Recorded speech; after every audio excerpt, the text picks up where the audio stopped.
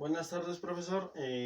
Bueno, yo le voy a hablar acerca del sistema límbico, que era el tema correspondiente a esta semana y parte también de lo que hizo énfasis en el video que checamos de la clase pasada. Bueno, aquí nos maneja que el sistema límbico está conformado por un conjunto de estructuras cuya función es crucial para diferentes procesos. Dentro de los procesos del sistema límbico tenemos la expresión de las emociones y los sentimientos, la memoria, la conducta sexual del ser humano y la motivación. Todos estos procesos dependen de este sistema. Dentro de esto existe el autor Paul Broca, que fue uno de los primeros en conceptualizar o definir algún concepto como lo es el lóbulo límbico, el cual definió como un conjunto de estructuras que forman un anillo o un limbo alrededor del tallo encefálico. Después mencionó que todo esto de Paul Broca consideraba que el rinencéfalo era el encargado del olfato, pero eso más adelante se mencionó que fue un concepto erróneo. Dentro de las estructuras del sistema límbico, cuando se habla de este sistema, se debe considerar que está compuesto por amígdalas, por cuerpos mamilares, por un núcleo anterior del tálamo, las cuales sus vías de conexiones entre estos tres está el alveo, la fimbria, el fornix, el fascículo mamilotalámico y la estría terminal. Para esto se debe de saber cómo es la participación del sistema límbico para la formación de las emociones y de los sentimientos. Dentro de esto se lleva a cabo una mención sobre una persona que fue la primera en desarrollar un modelo sobre el sistema límbico, que fue el centro o que es el centro de las emociones y los sentimientos. Este autor, su nombre es James Papez, que fue un neuroanatomista. En el año de 1937 crea este modelo que lleva su apellido, modelo de Papez, donde mencionaba que este modelo mandaba las señales del estímulo emocional, las integraba por medio del tálamo. ¿Qué era lo que hacía? De ahí del tálamo la información se distribuye hacia el hipotálamo, y esto servía para que a través de esa información que se distribuye surge o se da la emoción, se expresa la emoción y se crea una experiencia emocional, una experiencia que es subjetiva, es de valor subjetivo, es emocional. A este valor subjetivo o a esta emoción subjetiva es la que se conoce como sentimiento. Para esto se maneja que existe una respuesta corporal. Es una respuesta corporal que se obtiene debido al hipotálamo, y esta respuesta corporal se le conoce como emoción, que es lo que se expresa en este modelo, en el modelo de Papez. Para esto, la experiencia emocional, lo vuelvo a repetir, es subjetiva, ya que a esta respuesta subjetiva o a esta respuesta corporal atraviesa un proceso para que ésta pueda surgir como un sentimiento. Así lo enfocan, que atraviesa un proceso cortical para que pueda surgir un sentimiento. Ahora, dentro de esto es la amígdala. La amígdala es la estructura de mayor importancia para que exista una formación de las emociones. La amígdala es de gran importancia. A través de este modelo, dos autores se basaron en el síndrome de Clover-Bossy, o más bien se fundó a base de esos dos autores el síndrome de Clover-Bossy. El síndrome de Clover-Bossy maneja como principal característica que es una lesión que surge en ambas amígdalas. Es una lesión que afecta a ambas amígdalas, y a través de esta afección que se maneja se obtienen diferentes comportamientos, ya sea emocionales y sexuales en el ser humano. Se manejan esos dos comportamientos alterados, se maneja también la falta de miedo, la agnosia visual y la exploración excesiva del medio. Todos estos conforman el síndrome de Clover-Bossy. Son las principales características que determinan. A través de esto se debe de saber que la expresión de las emociones para desarrollar este tipo, o más bien este tipo de sistema límbico, desarrolla, como lo hemos mencionado, la expresión de las emociones. Dentro de esta expresión de las emociones manejamos dos tipos de núcleos diferentes. Bueno, en la expresión de las emociones, la información primero siempre va a llegar al tálamo y posteriormente va a mandar la señal o va a codificar la información hacia las amígdalas. De las amígdalas tenemos el núcleo lateral. El núcleo lateral lo manejan en el video que nos había mencionado usted. En el núcleo lateral se almacenan todas las memorias, que la mayor parte son desagradables. La mayor parte son desagradables, se manejan en el núcleo lateral. En el núcleo central lo que más se caracteriza es que distribuye las señales a través de las diferentes regiones del encéfalo, incluso llega hasta el hipotálamo. ¿Qué es lo que hace este núcleo central?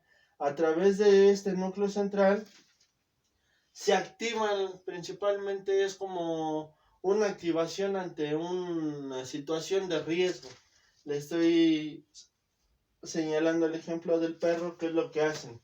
Usted va en la calle caminando y ve a un perro agresivo. Entonces su respuesta por lógica, lo primero aquí que se maneja en primera parte es el núcleo lateral. ¿Por qué? Porque viene la memoria de la persona o de quien sea. Viene caminando y ¿qué es lo que pasa? Ve usted un perro desagradable. Si tiene usted en su memoria que anteriormente cuando era niño o ya tuvo una experiencia con un perro, esa es la memoria que se le viene a la mente. Posteriormente, ¿qué es lo que hace el núcleo central? Una vez que el núcleo lateral se activa para hacer esa memoria desagradable, el núcleo central lo que hace es alterar las diferentes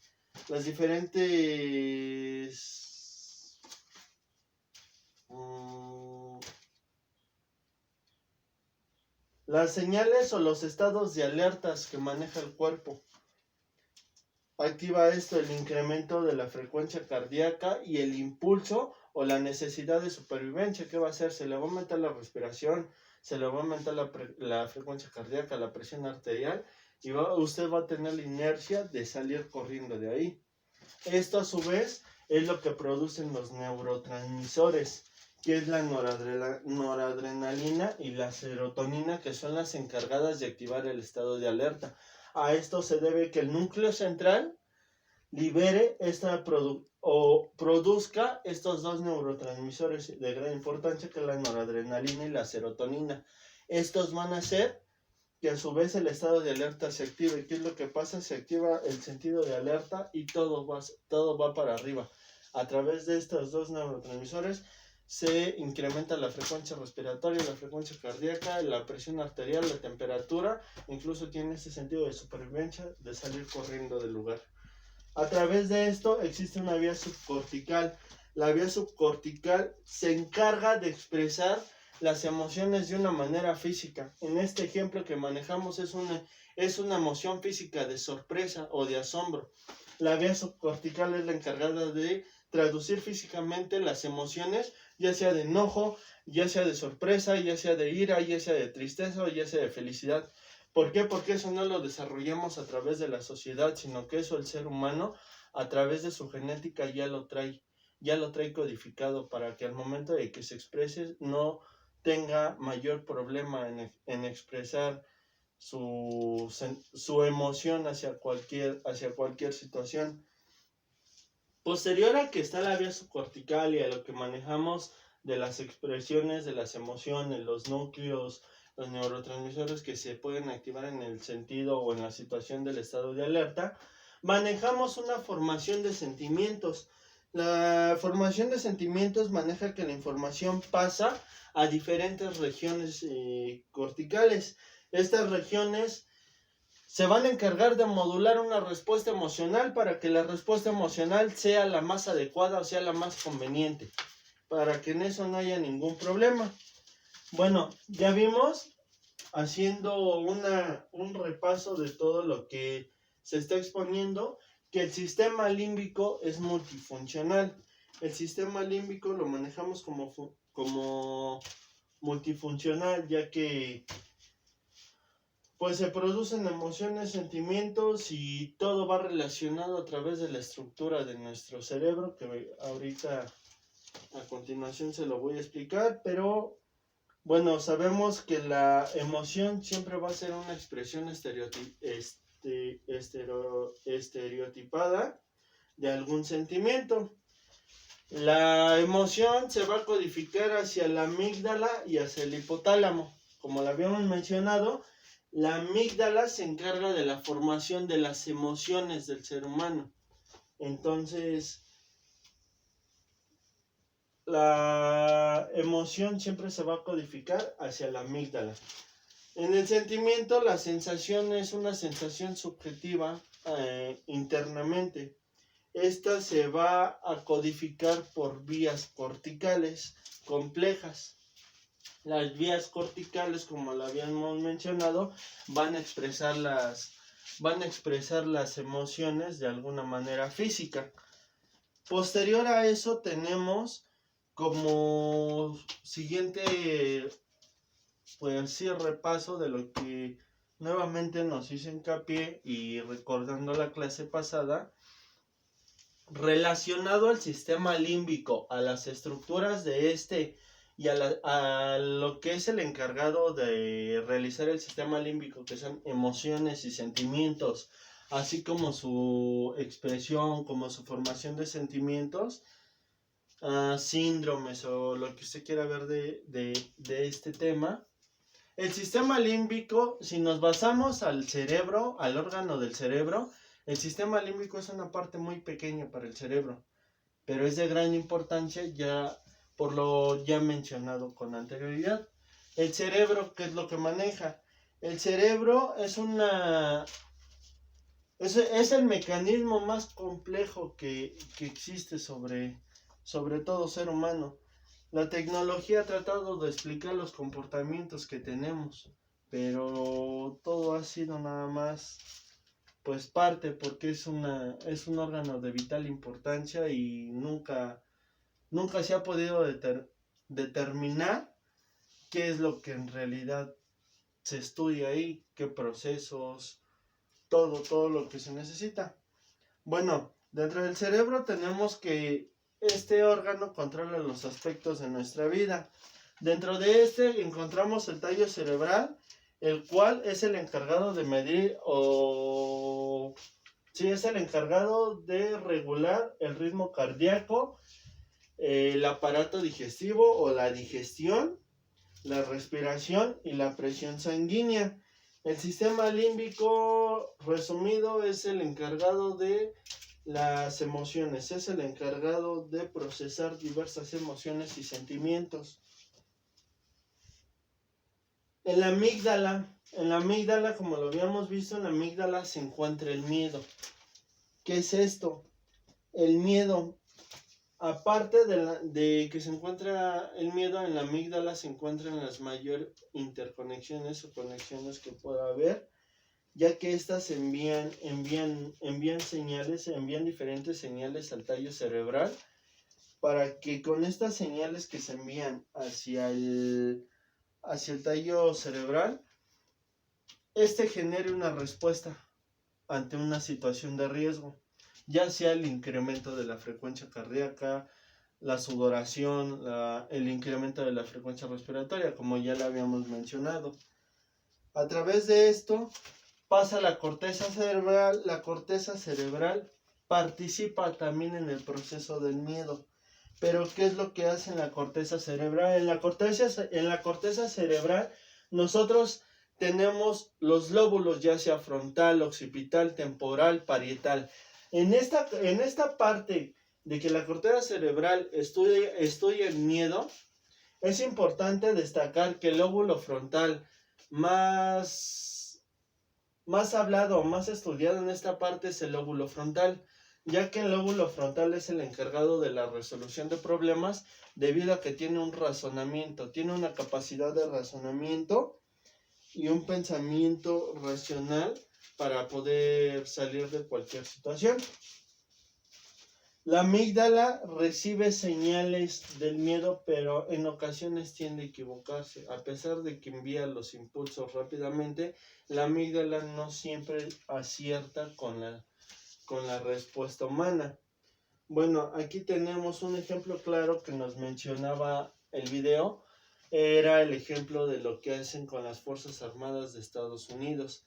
¿Qué es lo que hacen? Los ponen en situaciones de riesgo para que ellos puedan controlar el miedo y pueda ser de alguna manera más fácil de salir de algún problema cuando se presente una situación. Lo que manejan es que deben de ser capaces de responder ante cualquier situación de riesgo debido al control del miedo. De aquí nos basamos a que el cerebro puede encontrarse bajo alguna situación normal, que es cuando el cerebro envía señales eléctricas a las diferentes partes del cuerpo para ejercer alguna actividad. Y la otra es que el cerebro puede estar bajo una coacción. Nos referimos a que en el cerebro se pueden presentar ya unas situaciones muy diversas. Un ejemplo que se menciona: no hay mayor temor que el dejar de respirar. ¿Qué es lo que manejan aquí? El cerebro libera hormonas de adrenalina y de cortisol. Estas hormonas van directamente al torrente sanguíneo y las hormonas del estrés preparan al cuerpo para la acción, para lo que tiene que realizar. Se debe, obviamente, cuando estas hormonas, que son el cortisol y la adrenalina, llegan al torrente sanguíneo y estas se preparan para la acción, por lógica debe de aumentar de igual manera el ritmo cardíaco, la frecuencia respiratoria, la presión arterial. En esta parte también los 5 sentidos del cuerpo se agudizan, la memoria siempre está más alerta y el cuerpo se vuelve menos sensible al dolor debido a las hormonas y a la situación de riesgo. Por eso se hace esta liberación. Cuando se encuentran en una situación de riesgo, dicen que lo más importante es que ese miedo se fije en un objetivo o en objetivos para que sea un poco más fácil de que el cerebro pueda darle forma o pueda tomar esa forma al caos, pueda acoplarse a esa situación de caos del cerebro. Por eso es de gran importancia que se fijen objetivos a alguna situación de miedo, según el ejemplo del video de la Armada de Estados Unidos. Bueno, esto de formar los objetivos ayuda a que la amígdala esté bajo control o la podamos tener bajo control, ya que esta, si no está bajo control, pues se va a liberar todo el miedo que pueda tener el ser humano, ya que la amígdala es el centro principal del control de las emociones. Entonces, el cerebro puede recibir entrenamiento para prepararse a situaciones de riesgo. Puede prepararse para afrontar cualquier situación de riesgo. También nos hacen hincapié en el que el cerebro masculino permanece más en estado de alerta que el cerebro femenino, debido a que siempre, lo manejan desde que la época primitiva, el hombre primitivo debía de estar más alerta cuando hacía algún proceso de cacería. Siempre la responsabilidad del estado de alerta siempre lo han caracterizado más hacia el hombre que a la mujer. Entonces, pues es esa parte. Nos menciona también el ejemplo de una persona psicópata. Manejan que el cerebro de una persona normal no es el mismo que el de una persona psicópata. ¿Por qué? Porque en el cerebro de una persona normal existen sentimientos de arrepentimiento al momento de que tú realizas una cosa incorrecta. Es lo contrario que en el psicópata. En el psicópata no hay esos sentimientos de arrepentimiento. Los psicópatas no se preocupan cuando cometen errores, pero eso no los hace que o no los cataloga como personas que no sean inteligentes. Los psicópatas manejan que los psicópatas tienen dañada la capacidad de razonamiento, porque se ha descubierto que el lóbulo frontal y la amígdala no tienen una buena comunicación, una comunicación que sea adecuada. Por eso el cerebro del psicópata es muy diferente al cerebro de una persona normal.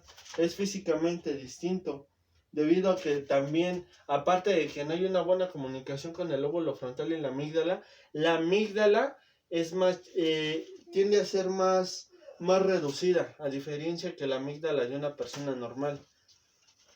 Por eso los psicópatas no les da miedo cometer todos estos actos malvados. Saben que está mal matar a alguien, pero no tienen ese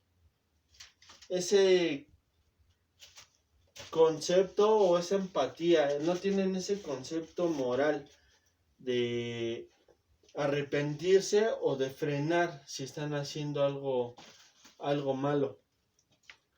Manejan un claro ejemplo de los psicópatas de guante blanco. Los psicópatas de guante blanco los manejan como personas, son como personas normales, personas como una persona normal, no ante la sociedad muestra empatía, tiene facilidad de comunicarse, no tiene ningún tipo de problemas, pero y aparte ante la sociedad no muestra ningún indicio o ninguna actitud referente a lo que es, sino que dentro de él tiene la gran capacidad de ser mentiroso y engañar a las personas. Aparte, estos psicópatas de guante blanco manejan muy bien la situación del estrés. Saben controlar el miedo, saben controlar el estrés. El entorno es de vital importancia para que una persona pueda desarrollarse o pueda tener estos problemas como los psicópatas. El entorno social, familiar, es de vital importancia para que estas personas puedan desarrollarse o puedan tener estos problemas. El cerebro, como conclusión final, de acuerdo a los videos vistos, para mí, como una conclusión personal, el cerebro es una máquina capaz de recolectar gran cantidad de datos, tiene la capacidad neuronal de desarrollar diversas actividades, pero algo que a mí se me hace importante destacar en el video que se maneja, hay personas que pueden desarrollar habilidades artísticas y tener un déficit en otro tipo de actividades. Hay personas que pueden destacar en tener actividades analíticas y tener un déficit de atención en algo.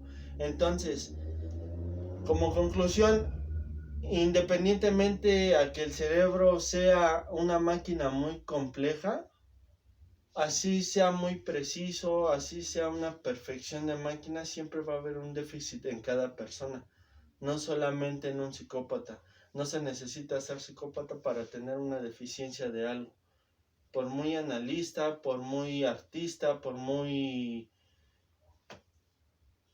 espacial que sea el ámbito en el que se desarrolla cada persona, siempre va a haber una dificultad para hacer algo, siempre va a haber un déficit, siempre va a haber una diferencia en cada lóbulo, siempre va a estar más desarrollado un lóbulo que otro o una actividad desde un punto personal. Y pues eso sería todo de mi parte, profesor, y muchas gracias por su atención.